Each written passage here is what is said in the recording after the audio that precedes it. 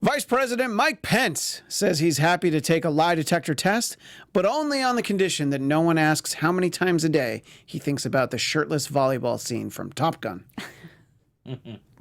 Kim Jong-un threw a massive military parade to celebrate North Korea's 70th anniversary. Ugh, it's like when your best friend steals your dream wedding, said President Trump. U.S. intelligence admit that they made a mistake when they accused a female Russian agent for trading sex for information. They also admit they made a mistake when they thought she was a fembot whose vagina shoots bullets. And finally, Hurricane Florence is now a potentially catastrophic Category 4 storm headed straight towards the Carolinas. On the bright side, this will probably take care of that pesky Confederate monuments problem. The Trump Report starts now. You're tuned in to AfterBuzz TV, the ESPN of TV talk. Now, let the buzz begin. Oh, that's right. We are right on into the danger zone.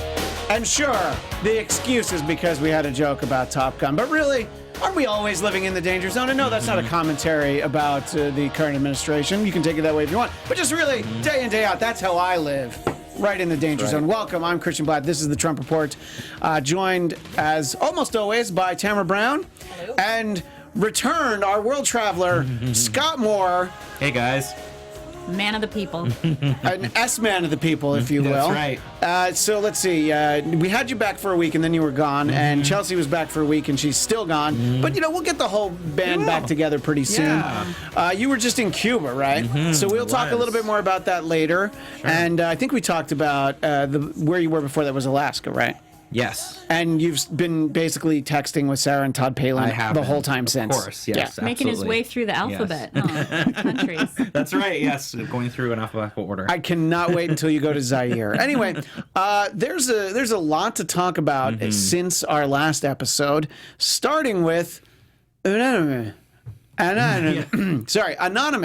A word that is easy for some of us to say, but apparently not for our president. Let's take a look and a listen.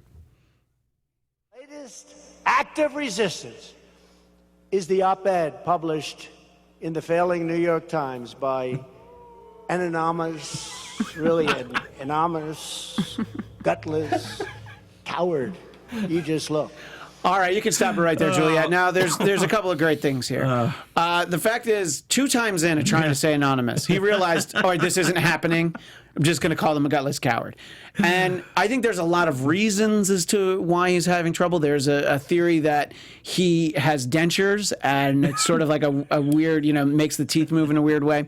And I posted this on Twitter over the weekend. I was like, look, I don't care about anybody's politics, whether you hate him too much that you think he's not capable of making you laugh, or you love him so much that you don't. It's like you have to think that that's funny because he tries twice. Every time it makes me laugh, even now. Yeah, it's just he just can't say it, and obviously there's bigger issues, related to anonymous, but just sort of a gut reaction from a comedic standpoint. Tamra, on a scale of 1 to 5 laughs, how many laughs does that get? Well, it could none if he just reminds you of your drunk uncle. So that's true. I wonder what it was that split second. When you know somebody's name, you've always called them Kara, but it turns out her name's Kayla, and you're like, okay, which one is it? Which one is it? It was that moment where he was like, is the word anonymous or optimus or analogous or what? Well, which one is it? I'll just make a noise and it'll encompass all of them. Yeah, I would imagine he'd have a similar difficulty using the word erogenous, except he now has no occasion in his life to ever use it. Scott, as you said, it's just still funny every time you see it. It's still funny, and I love that they did the Phenomena Muppets. Oh, yeah, I did see that. It makes me laugh every time. But I will give credit to him about one thing in there. The fact that he's somewhat successfully rebranded the Gray Lady as the failing New York Times. Yes. And to the extent that Sarah Huckabee Sanders definitely has her marching orders to call it the failing New York Times. And those are the sort of things that just make me laugh. It's just The like he can't. flailing The flailing New York Times. Is that he can't mention the New York Times without saying how flailing it is. Yeah, or failing it is. He did tweet about something, I think, over the weekend about how great somebody had said something in another op-ed or something about how good everything was going, and then he quotes the New York Times when it's positive for him, of course. Then he didn't say failing. Well, then it's not failing. Then it's back on the way up. Yeah, exactly. So obviously, at issue here is the op-ed by Anonymous, and at one point there were betting lines as to who Anonymous was. I think it's still out there, but I actually checked with the website earlier today, and they didn't seem to be taking action on it anymore. So I'm like, what do they know that we don't? Yeah. And a lot of times that happens when you have a lot of people taking odds on one thing in particular. You know, it'll happen with reality TV competitions. A lot of times people who edit, say like Survivor, they don't know for sure who the winner is, but they know who the final two are. So they will put money, and I know this is crazy, but they'll put money on basically both of those. So I'm starting to wonder if maybe somebody in the, or I guess Anonymous themselves is probably like, oh, well, I'm a 1,300 to 1 shot. Let me go ahead and put $1,000 on that, and I'll out myself. But I think that they're getting closer to finding who it is. But it's a very interesting thing to sort of read about. Should we all take bets here? Well, that's what we always talk about. Who's the next one that's going to be fired? And we're still thinking like Kellyanne Conway still is there. That's the one I kept thinking. A lot of people were wondering if it was indeed Mike Pence, because there was like some evidence that in the op-ed the word lodestar appeared. Lodestar. Lodestar. That's what it is. We had the word right. Yeah, lodestar appeared, and then the only time that anybody associated with the White House had used it was once, and it was Mike Pence. Now, that could very well be a red. That was a misdirect. That could definitely be a red herring there, because this just doesn't seem like Mike Pence's way to get to become president. I don't think Mother would let him bring down the president. Well, I don't know, because on one hand, I thought it was more of like, okay, let's throw that in there to kind of take it off the case of someone else who actually did it. Sure, yeah. But on the other hand, if it was him, he's the only one that's basically protected. He can't be fired because of the Constitution. He's locked in as vice president, and Trump can't remove him. So on the other hand, he's the most protected of anybody pretty much there. But yes, I agree. I don't think it was him, because I don't think that's his style per se, as we've seen how he's been groveling over Trump and how and everything. That would be something that I wouldn't quite imagine him doing. But then again, he is kind of a politician, and he's playing the game, and maybe he feels this is his chance to finally be president. And over the weekend, he did tell Chris Wallace that he would take a lie detector test, as we mentioned in the beginning. So I think that he wouldn't do well on a lie detector test. So the fact that he's willing to volunteer. But Tamra, do you have any thoughts as to who it might be? Sarah Huckabee Sanders? I think it would. I do. I do think it's Sarah Huckabee Sanders. I was just joking. Okay, I'm sorry. I wouldn't have taken that from you if I knew you were going to say that. I do think it's her, because I feel like her job, she has to deal with the most BS from him, because it is she defends him because that is what her job is to do. But how frustrating for her must it not? Now I'm defending her. How frustrating must it be for her to have the cringeworthy things that it's her responsibility to stand behind? So I feel like, as immoral as she is, I do think that it wouldn't surprise me if she was the one that's, gunning for him. Well, especially when, the whole rumor was she was going to be out in the fall anyways, so maybe she'd already been planning on being out, and so it was an easier thing to do because she wasn't going to be there long term anyways. She's vehemently denied it, but she lies anyway. Yeah, I was going to say everybody's going to deny it at first. I don't think that's... Oh, it's me, yeah. Because if they were going to do it, they would have just said their name to begin with. So I think everyone's going to play the game right now until we actually figure out who it is. Yeah, I do think that it's probably not one of your, like the 10 names that come to mind. Like, people are wondering, is it General Kelly, and I think that that's somebody who's in a real position to make actual change, doesn't need to write the op-ed. My thinking is that it's somebody who maybe you've heard their name in passing, maybe you've seen them, but it's not one of the, I'm using the air quotes, one of the stars. Right, it's not the household names. It could be like a senior official of some other area, church. Yeah, like there were rumblings that it was like a senior official at the State Department, that sort of a thing. So it'll be interesting to see, but I think that I do believe that it is a real person, that the failing New York Times... What if it was Ivanka? I just thought, what if it was Ivanka? There were odds on Ivanka. That kind of, now that as that I think about, I just thought of that, it kind of makes sense a little bit. I think there's a chance it could be I think that's where I'd put my money, actually. I would put more money on Jared than Ivanka, but maybe they wrote it together, and we have a great image of what Ivanka thinks of the idea. Like, no, it couldn't possibly be me, for those watching on YouTube. Ivanka's like, oh, no, I don't know the word lodestar or Lone Star. No, that's exactly why I just thought of her, because I was trying to think who is verbally competent enough to have penned it, because it's not Kellyanne Conway. It's not we should probably Giuliani. Yeah, let's take Pence off the list then, if that's the criteria. There's people that we know are not good linguistically, so I think we can take them out of the equation. But Ivanka is. No, Giuliani would have somehow gone on Meet the Press and given away that it was him. Yes. He would have basically been like, so this op-ed that I wrote, whoever wrote, it would have probably been one of those moments. So I think it's probably not going to be Giuliani. Or I wrote it, but it was just to get people to think that I actually was going to say something like that, but I didn't mean to do it. He twisted around. So I don't believe that the New York Times would have printed this if it weren't verifiable who the person was.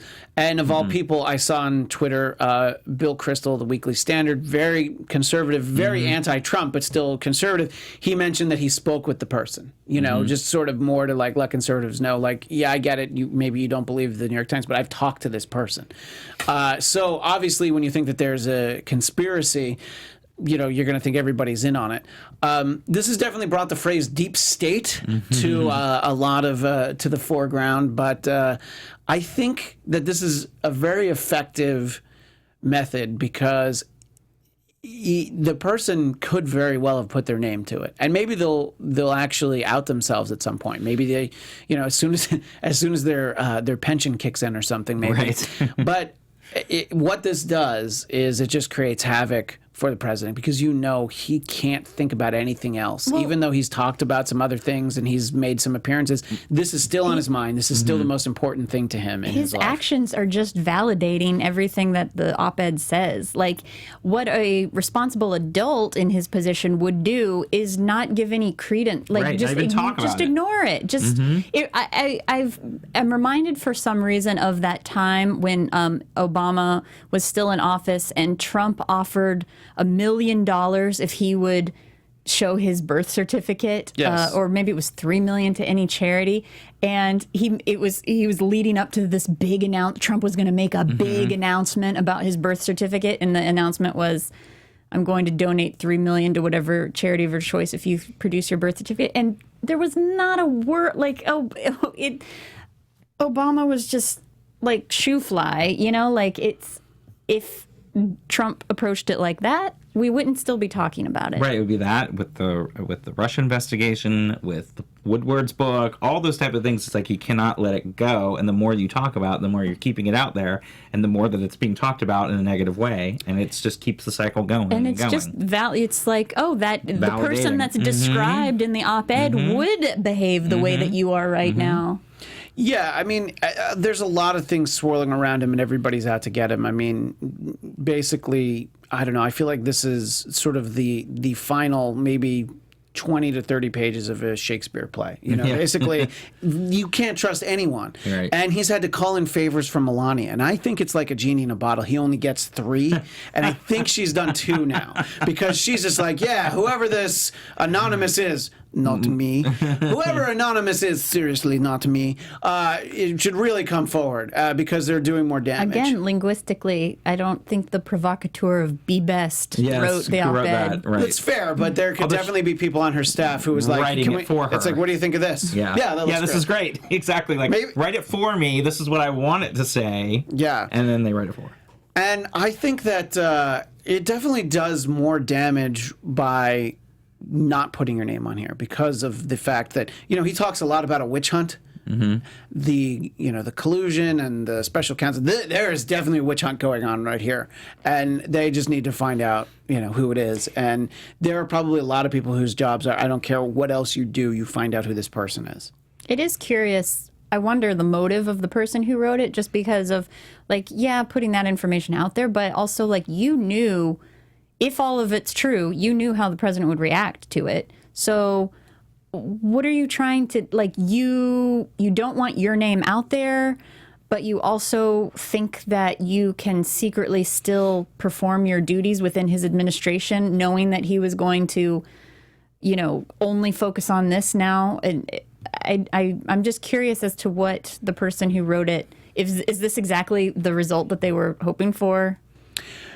I think so, actually. I think this is, it's probably even played out better than they thought that it would, because it's very disruptive to do the sorts of things, like hiding papers from his desk, which that's an allegation from the Bob Woodward book. But it's to do those sorts of things that make it difficult for him to do things. But when you're able to be disruptive and then write about how disruptive you are and put it in the failing New York Times, I think that I feel like you're doing a lot of distraction. You're creating a lot of distraction from a president that you don't want focused on any one thing. You want him to be focused on kneeling at the NFL. You want him to get into a Twitter war with LeBron James. You basically want him to have the kind of spats that Nicki Minaj has. Mm-hmm. So I think that it's interesting, and I hope we don't find out for a little while. I don't think we're going to. I don't think we're going to find out who it is. And I think this person knew before they did it that, like you were saying, there was going to be a chance that they were going to be found and they were going to be leaving, and that's where it kind of goes back to a Sanders or someone that was already planning on leaving in the near term, to where they felt that they could put this out there for a bit before they were going to be found, and then they would leave. So yeah, I would say it's not like a Sean Spicer type who isn't there anymore. It's not Reince Priebus. Now, if he were still there, he's actually probably somebody who I would have been like, yeah, this seems kind of like his style. But so it's, I don't think it's any of the old guys. It's not Omarosa, because she did all of her writing for her book. Right. She's not giving any of that stuff away for free. Mm-hmm. Yeah, which they might have to start doing with her book. They might have to start giving it away for free. Maybe they bundle it together with Bob Woodward's book. But people are a lot less interested in her book because of the anonymous. And the Woodward book, too. Yes, and the Woodward book. And we talked a little bit about the Woodward book last week, where neither of you were here at the time. So we'll talk about that in a moment. But that sounded very like, I know, it did well. Neither of you were here. I don't know that either one of you had a note excusing your absence. It's fine. It's fine. You weren't here. It's fine. Yeah. I'm You not weren't here, I'm not and I'm mad. not holding it against you. I played hooky, didn't show up. Yeah, I know. Somebody had to go to Cuba. You want to talk about anti-American activities? You went to Cuba, and yep, Tamra ate at a Cuban restaurant, so that's almost as bad. Anyway, Trump wants Jeff Sessions, someone else that he doesn't like, someone who might have written it. Right, that's true. He wants him to investigate the anonymous op-ed writer, and Trump is tweeting about treason, ? Which that was the single word in the tweet, which was like, well, now who are you talking about? You gotta, I'm sorry, you're going to have to be more specific. Right. Yeah, Putin's like, what? You didn't run that one by me. What is this? So, but there's no actual crime. Like, this isn't treasonous. This is just saying, this isn't like I'm actively, this is like I'm putting a couple of speed bumps in the road here. This isn't like I'm going to blow up a highway. This is, I mean, you could get Jeff Sessions to find out who it is, but what are you going to charge him with? Yeah, exactly. That's the thing. There is no crime, and there is certainly no treason. He doesn't understand the definition, but there's no crime to be able to talk. Even if it was completely fabricated, you can say whatever you want about a government official, and that's part of the strength of having that First Amendment, and it's something that he just can't stand. But that's your right to be able to talk about how you feel. Well, he's claiming it's a security risk, and his followers, if you in any instance, if you claim national security, I mean, that's the most rallying, way to get them scared and riled up, and it's a security issue. It's a security issue. So that's the angle he's going for with it. Right, but there's, like you said, there's nothing there. Yeah, but if you tell, if you tell the Trump nation, as it were, that this is a very serious crime, I do think a lot of them will be like, well, yeah, look, they're trying to take down our president, despite the fact that there may have been efforts to undermine the previous president. Hey, we're going to talk about him in a little bit. But let's talk. Also, there were other anonymous things leaked for other presidents. Nixon. Although we know who that is now. We know that was Mark Wasn't Phelps. Primary Colors anonymous at first? It was. Yeah. The book was. Absolutely. Mm-hmm. But they definitely fictionalized some of that. But I guess that hidden in there are some blatant truths. So speaking to Trump officials, Bob Woodward says a key Trump official told him his new book is 1,000% correct. Now, that sounds like a Trump statement. The 1,000% correct, Bob Woodward. And Sarah Huckabee Sanders is allegedly, and reportedly, she's saying that and President Trump's saying it too, that they didn't get the quotes can't possibly be accurate because he doesn't talk like that. And that was a tweet from President Trump.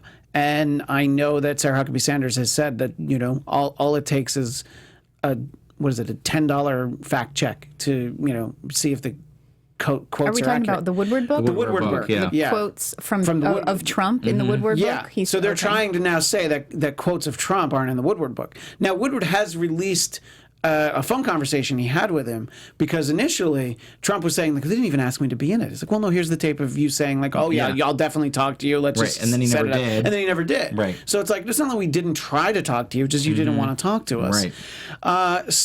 And there's a number of allegations in there. And one of the more recent ones is Woodward says in the book is called Fear, by the way, that Trump nearly provoked North Korea into war with a single tweet. And this is apparently a tweet that he didn't send. They were the ones that we read that he did send. Right. That a lot of people were convinced that, like, well, this is where the war starts. Right. And so it's like, well, what did he not send? So, and I made this joke last week. Look, I don't have time to read the book, but the book came out today. I figure by tomorrow, our friend Drexel Hurd will have read the entire thing. I'm going to read it. I don't know if I'll have time to read it by next week, but you'll have read some of it. Yes. Okay, that's good, because I would love to have time to read it. But who should do the book on tape? You don't want to read it to your kids at nighttime? I thought about it. Maybe Alec Baldwin as Trump. Yeah, or as long as you read it in a voice like this, they won't know the difference. For my 3-year-old would get it, but that's true for the 9-month-olds. Yeah, if I just read like that, it'll be all right. Yeah. So I don't know, Tamra, your thoughts as we have anonymous and then not so anonymous Bob Woodward, sort of discounting for a second whether or not this administration should be governing. How difficult do you think they're making it on themselves to try and actually go about the business of the country, because they can't just look the other way from stuff like this? And it's not just President Trump. I mean, it comes from there, but everybody has to be really focused on these things. So how are they making it harder on themselves by focusing on this rather than? Yeah, I mean, are they able to govern? I mean, honestly, even if they completely discounted it, the American people would still be somewhat focused on it. But you're making them more focused on it. His people in favor of him always say, like, he can't do anything, no matter what he says, no matter what he does, the left jumps on him. But he lets the left jump on him, and so again, it's like, yeah, if it's. Any time anybody is saying anything to him that he feels is unfair, if he were just able to turn the other cheek, it would be fine. But he's not, and here we are. Yeah, I mean, there's sort of two prongs to it. There's one where you're getting this constant drip from all, and of course you can go back and say Fire and Fury from Michael Wolff and Omarosa's book and all that, but it's a constant barrage of a lot of negativity from people who are supposedly inside this White House that are continuously leaking very bad information about this president and saying how, these issues. And there is a common thread, and you have this anonymous in the New York Times op-ed, and now you have Woodward's book, who is, all accounts, a respected journalist who's been covering multiple presidents on both sides of the aisle for many, many years. And the point is, like Tamra's saying, if they would have just let it go and he never brought it up, or say, I have no time for this because I'm busy working for the American people on this great economy that blah, blah, blah. If he was staying focused to the things that would probably help someone when everything else in the country is well and you've got a midterm in 60 days, that would be helpful, but he can't let it go, and that's why it makes it worse, because now it's constantly out there and it's reminding people, and the fact that he has to keep denying it and bringing it up makes it more out in the news and makes people think about it more, and again brings his disapproval ratings higher because he cannot let those things go. Whereas, like Tamra said, if he did, and we were just focused on the economy and then working on things, then it could be different for him heading into the midterms. Here's my question. Okay, so the economy is great right now. He says the GDP is the highest it's ever been ever, which is untrue. It's the highest it's ever been in 10 years. But which is ever. Go on, continue. Or for his mind, yeah. But, anyway, continue. But unemployment, he does exaggerate the statistics of it, but unemployment is the lowest it's been in quite a long time. Yes. He claims that for black people and Latinos, it's the lowest it's ever been, which is partially true because we've only been keeping track of racial statistics since like the mid-'70s or something like that. So anyway, my point is the economy, though, is great. What did he do to make the economy great? Well, I think that not that much. I mean, I think he has policies that, and then some of it is continuing from Obama. And let me sort of take back not that much. I'm saying he's definitely made efforts that have impacted the economy positively, but there are definitely things that started under President Obama. I think that, and you're absolutely right, though, he should never talk about any of this.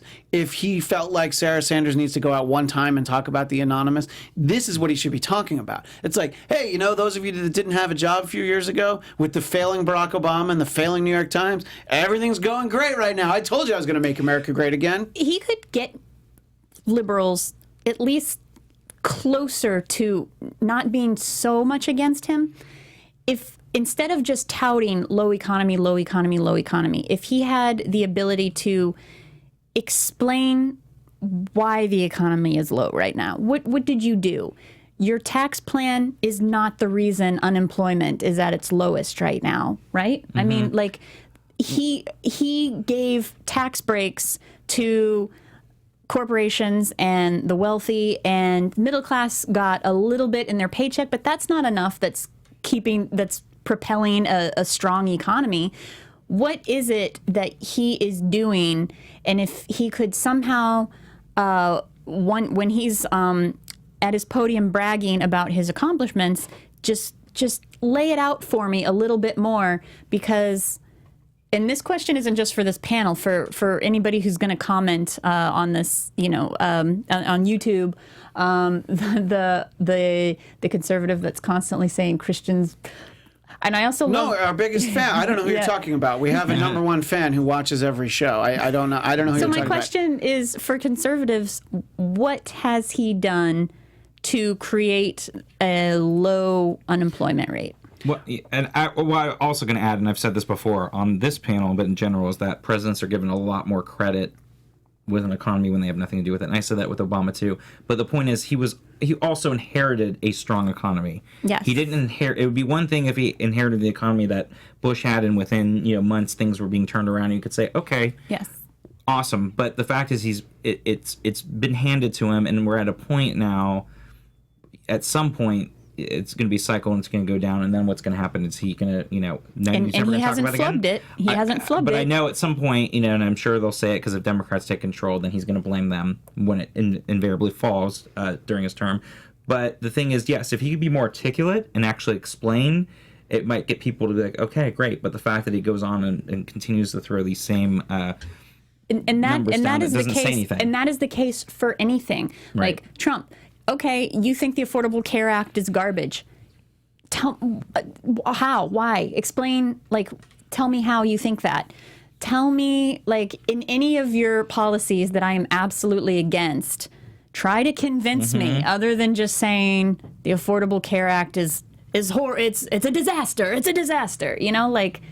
If he or anyone in the administration had the ability to articulate things a little bit better, I think we wouldn't be so divided right now. Right, and I think that there are definitely going to be those people who are so entrenched in their beliefs that you're not going to win them over. But certainly independents are willing to be convinced by that sort of information. I think that... What, just by saying it's a disaster? No, by giving them specifics. Like, if you give specifics, there are people who are like, there's a lot of things I don't like about... I know plenty of people that, like, they didn't vote for him, they don't like him, but they're like, things are going all right now. And they do feel good about getting another Supreme Court nominee. There are things that people are doing that his base and even the not so base, I'm talking about like actual conservatives who didn't want to vote for him or just didn't vote for anybody, basically, or wrote in Paul Ryan or something crazy. But, I think that he's capable of convincing some people. There are definitely people that no matter what happens, Kamala Harris is never going to be like, you know what, I really should have given him a fair shake. Sure. But I think there are plenty of people out there that could benefit from what you're asking for. Because I challenge every Republican that I talk to now when they tout the economy, that's exactly what I say. What has he done to cause a low unemployment rate? And they don't really have... Well, his tax plan. Okay, that's his part tax of it. plan gave breaks to the wealthy. So how is that helping the unemployment? And to companies that are now using it for their shareholders and everything else. It never goes to the employees. And that's the other issue, too, is yes, there are great jobs out there, but they're not the high-wage jobs either. And it's a lot of people that are still trying to make ends meet and have to have second jobs to pay the bills and other things. So it's not that it's everyone may be working the economy better, but they're not the high-wage jobs that are getting people out of poverty or out of lower middle class where they can barely pay for everything and pay for bills and get ahead and save a little bit. So that's I forget the other what problem. our next topic is, but that just reminded me of Bernie's new pitch. Well, take a moment for Bernie's pitch. We want to talk about Obama before we run out of time. But what is Bernie's new? And I can't believe Chelsea's not here. We're actually going to talk about Bernie's new pitch. Is to for any corporation such as Amazon, multi-billion-dollar corporation, for they want to build any employees, for example, who work for Amazon who are on government assistance.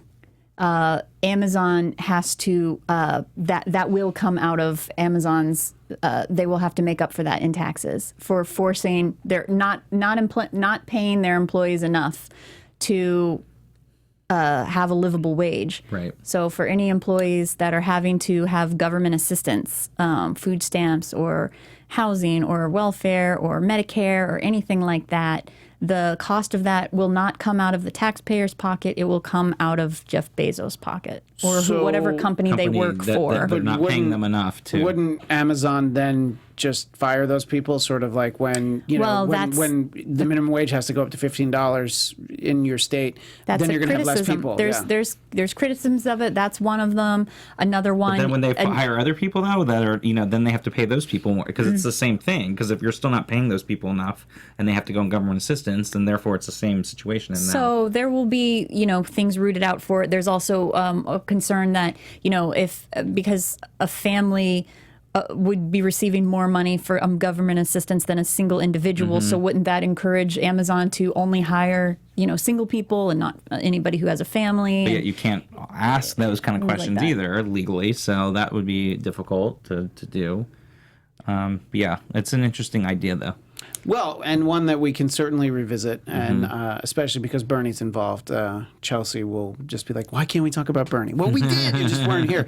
I did want to talk about President Obama made a big speech in Illinois at the end of last week. President Trump did say he fell asleep during it, but let's be honest, he was already asleep, right. And there was no way he was going to watch anyway. But I'm sure he was asleep during it.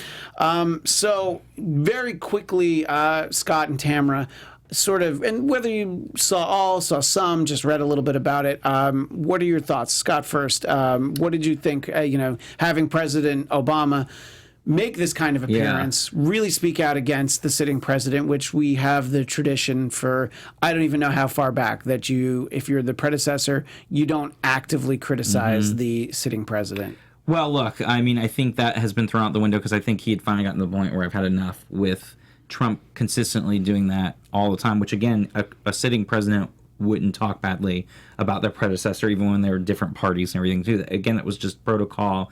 and that was things that didn't happen. But I think Obama had finally gotten to the point where it's like, okay, well, he's continuing to do this. It's time that I kind of step up for myself a little bit. I mean, it was great to hear him because you're like, oh, here's an adult in the room again. Hearing someone that knows how to talk and lay out coherent messaging here. But, you had both sides there because you had some of the Republicans that were kind of licking their lips thinking, great, now we've got our, this guy back out, Obama, who's a lightning rod for the far right that's now going to get them motivated to go out and vote. So on one hand, you also had Republicans that seemed to be very pleased by seeing Obama back out there again because it's going to get their base riled up. And of course, you saw a lot of Democrats that were very happy to hear from him because they're like, oh, we missed that. We miss him. It's great to hear from him again. And they feel this is a win for them because now they're going to get their base riled up to go out and vote in the midterms, which, as we know, Obama got them out for the 2 terms he ran for president in large numbers. They're hoping that that'll help get those people out. So you can kind of see from both directions how they were spinning it and taking it as a positive for both sides there. Is that how you see it, Tamra, that it is a positive for both sides, or is it really stronger for one or the other? I really don't know what Obama's goal was, if it was he felt this will help Democrats in the midterm elections.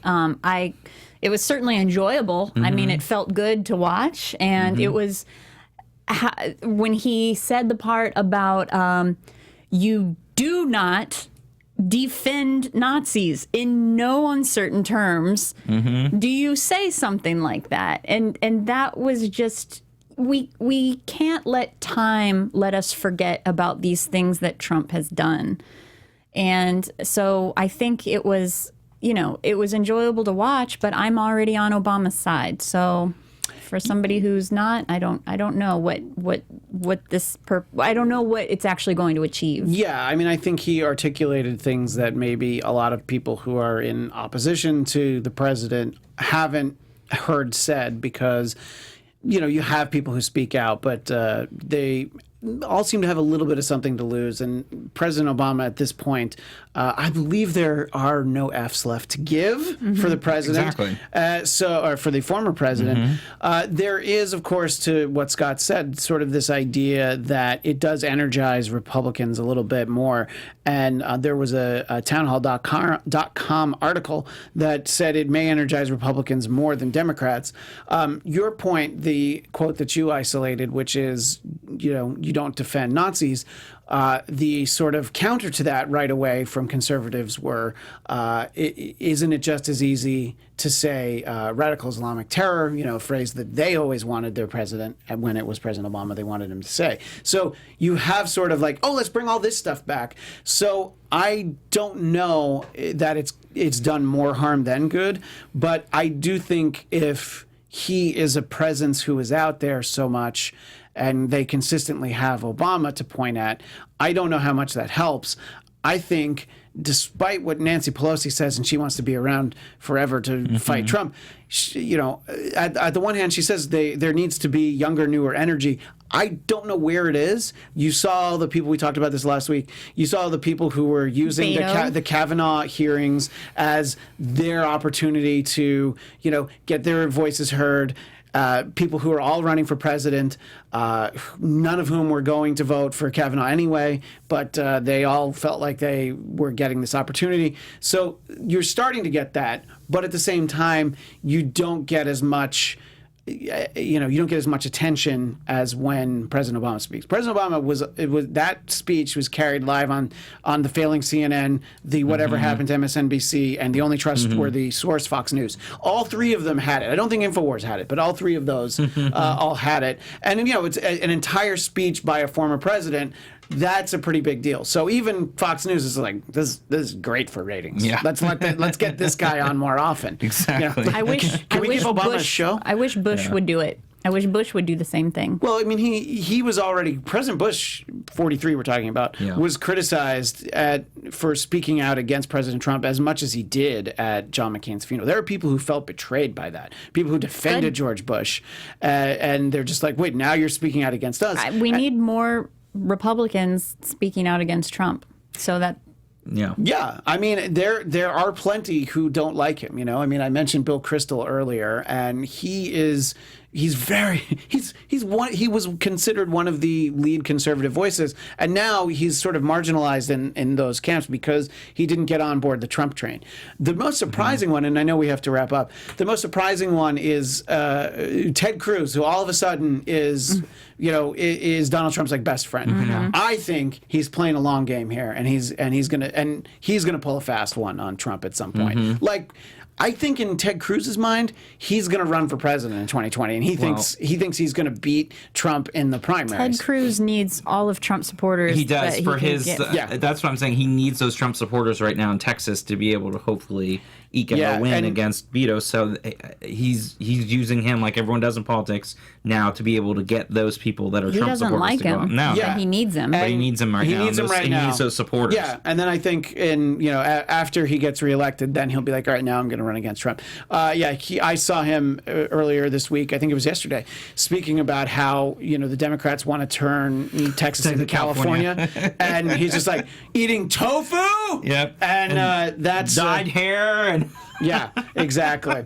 So I thought that was really. And by the way, dyed hair. So that's Ted Cruz's Cruz's natural hair color. We're supposed to believe that. Sorry, wait. It makes me so proud as a Californian that being called a Californian is like the insult that's thrown at conservatives. Yeah, I mean that's a really easy one to go for in a room like Texas. You could have said like they want to make us into New York or Connecticut. You could really throw out basically any blue state. But but California always is the crazy one. So our final point today is actually 9/11, and President Trump did go to see there's a new monument that was put up in Shanksville, Pennsylvania, which it's not forgotten, but it's sort of the incident that definitely doesn't get as much attention as the World Trade Center and the Pentagon.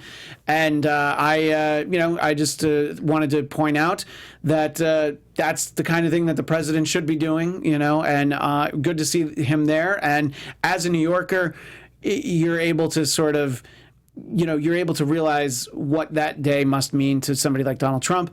And it just reminds me that there was an alternative universe where Rudy Giuliani was considered a great man. Yes. And it was 17 years ago that, as a New Yorker, we all felt that way. And I don't know who this guy is now that has the Rudy Giuliani face, but not to politicize that moment. But it is, I don't know, there are definitely people who feel like, we're going to commemorate this day again.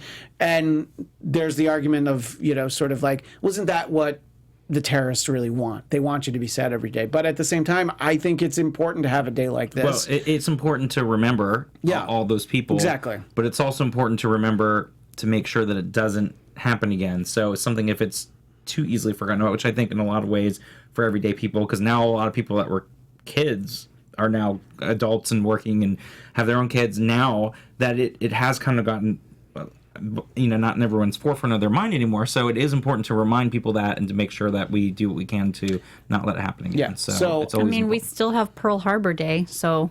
Yeah, right, exactly, and I think that's a perfect example. I think it's very important that we take a moment, and it was only a moment here, but obviously it is something that is often on our minds, especially a day like today. In any case, we are indeed out of time, but thank you so much to everybody who joined us in the chat. Sorry that we didn't get to your comments today, but you can, in the meantime, you can follow me on Twitter and Instagram at ChristianDMZ. You can follow the show at Trump Report ABTV. And Tamra, where do people find you? Follow me on Twitter at HeyTamra_. Scott. You can find me on Twitter calling Mitch McConnell a hypocritical turtle at SMan80. Was that something that happened just recently?